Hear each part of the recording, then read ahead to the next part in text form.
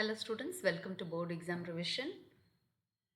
First topic we are going to learn about identifiers. What is an identifier? Identifier is the name that is used to identify variables, functions, classes, modules or other objects used in Python. For example, stud underscore name equals Abhi.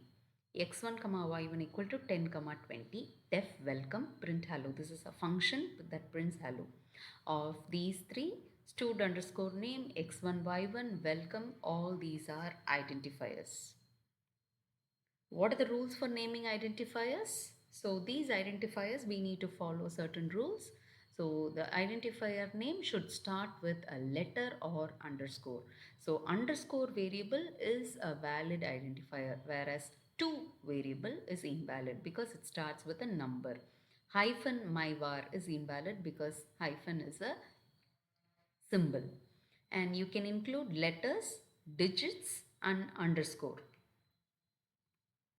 And the identifier cannot be a keyword. There are a lot of keywords in Python. Those keywords cannot be used as an identifier. And Python identifiers are case sensitive. So my var, M small letters, here my var, M capitals, both are different variables. Here it is completely in capitals. So all three are treated differently. And special characters except underscore are not allowed. So at, hash, dollar, percentage are not allowed. Space is also not allowed.